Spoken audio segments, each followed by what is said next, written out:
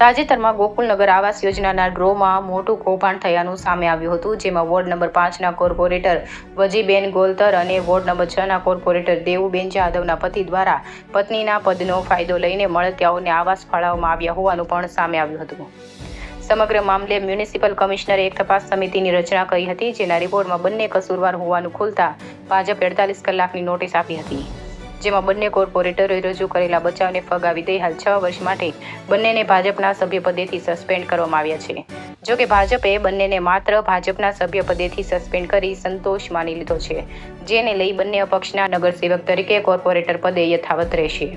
શહેર ભાજપ પ્રમુખ મુકેશ દોશીના જણાવ્યા અનુસાર બહુચર્ચિત બનેલા આવાસ યોજના પ્રકરણમાં વોર્ડ નંબર 5ના કોર્પોરેટર વજીબેન ગોલતર તેમજ વોર્ડ નંબર 6ના કોર્પોરેટર દેવુબેન જાદવ સામે ગેરરીતિના આરોપ લાગ્યા હતા. આ મામલે તપાસ કમિટીએ આપેલા રિપોર્ટમાં બંને કોર્પોરેટરોએ ગેરરીતિ કરી હોવાનું સ્પષ્ટપણે ખુલ્યું છે. આવી ગેરરીતિ ચલાવી ન લેવાય તેવું હાઈકમાન્ડનું માનવું છે, જેને લઈ હાઈકમાન્ડની સૂચના મુજબ આ બંને મહિલા નગરસેવકોને ભારતીય જનતા પાર્ટીના પ્રાથમિક સભ્યપદેથી 6 વર્ષ માટે સસ્પેન્ડ કરી દેવામાં આવ્યા છે. જો કે તેઓ કોર્પોરેટર પદે યથાવત રહેશે, પરંતુ હવેથી તેઓ ભાજપના નહીં અપક્ષ કોર્પોરેટર ગણાશે.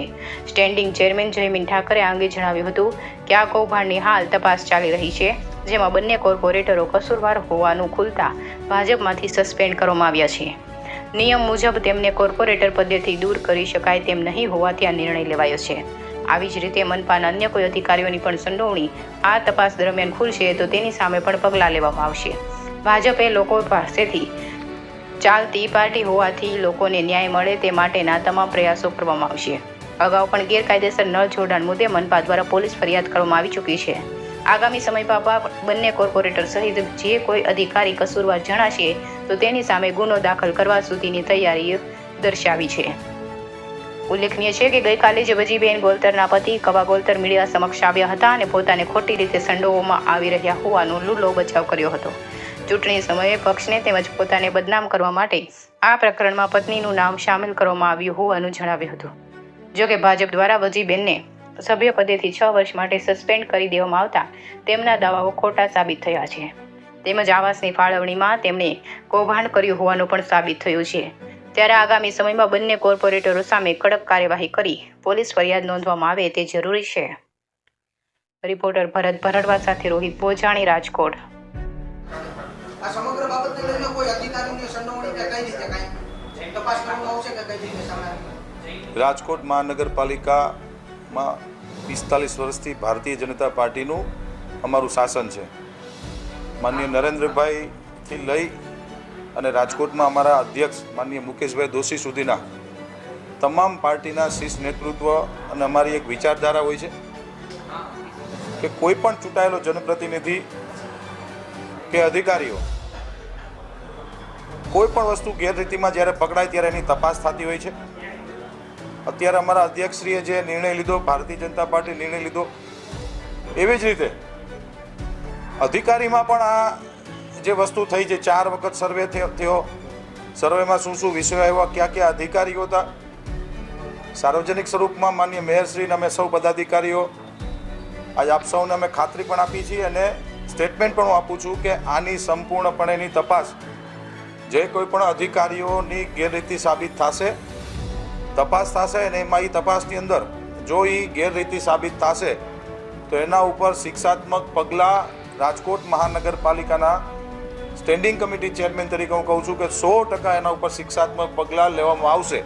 ભારતીય જનતા પાર્ટી એ માણસો અને સ્વજનોથી ચાલતી પાર્ટી છે, લોકોથી ચાલતી પાર્ટી છે. અહીંયા પાર્ટીની અંદર અમે ક્યારેય એવું નથી વિચારતા કે નાના માણસોને ન્યાય ન મળે. નાના માણસોને અને દરેક જન લોકોને ન્યાય મળે એની પાર્ટી છે અમારી. એટલે અધિકારીની જો કોઈ પણ સંડોવણી થશે તો એને પણ છોડવામાં નહીં આવે.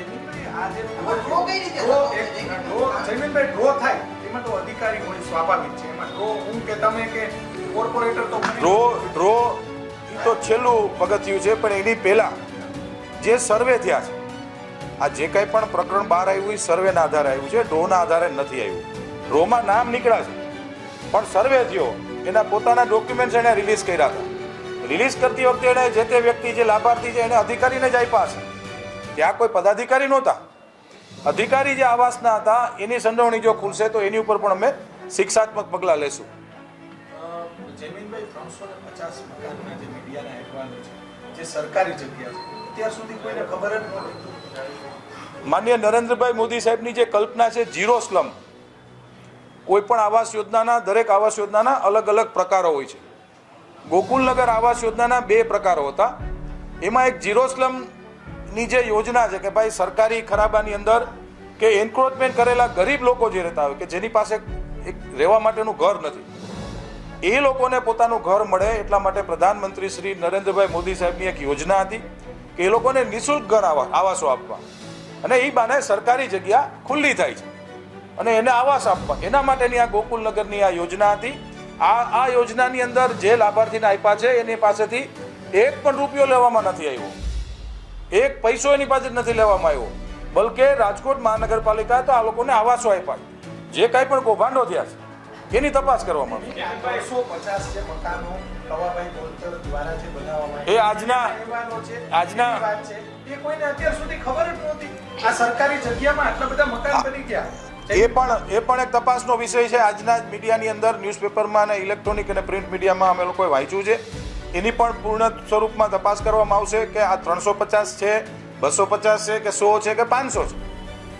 એક વખત અધિકારિક લેવલ આની તપાસ કરવામાં આવશે અને એમાં જે દોષી થશે એની ઉપર કાયદેસરની કાર્યવાહી કરવામાં આવશે. આપની કોર્પોરેશનની જે તપાસ કમિટી હતી એને તપાસ કર્યો એના આધારે પાર્ટી એક્શન લીધા છે. ગેરરીતિ સ્પષ્ટ રીતે સામે આવી છે. તો કોર્પોરેશન અથવા તો કોર્પોરેશનના કોઈ અધિકારી આ જે બંને જે વ્યક્તિઓ છે કોર્પોરેશનના પતિ એની સામે એફઆઈઆર દાખલ કરાવતો એવું કોઈ ઇનિશિયેટિવ લેવાના છો? દોષી હશે તો એફઆઈઆર જરૂરથી દાખલ કરશું. એક ઓલરેડી 2 એફઆઈઆર તો થઈ ગઈ છે ગેરકાયદેસર નળ જોડાણમાં, કરી જ છે એફઆઈઆર. નથી તેવું ને પરમ દિવસે રાત્રે જ એફઆઈઆર થઈ છે.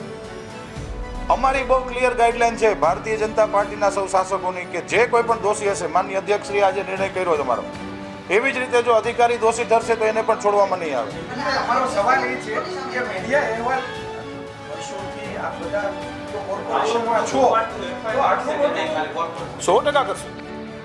350 મકાનનું જે આજે ઇલેક્ટ્રોનિક અને પ્રિન્ટ મીડિયામાં જે વિષય આવ્યો છે, આજે સવારે આવ્યો છે, અમે જરૂરથી આની તપાસ કરશું અને આમાં જે કોઈ પણ દોષી થશે પહેલાં તો એનું હવે એન્ક્રોચમેન્ટ જે છે એ બધું દૂર જ થશે.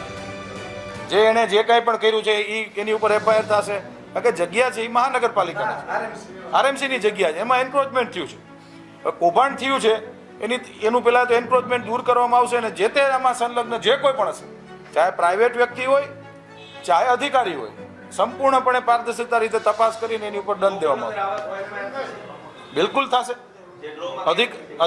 અધિકારી લેવલે જરૂરથી થશે.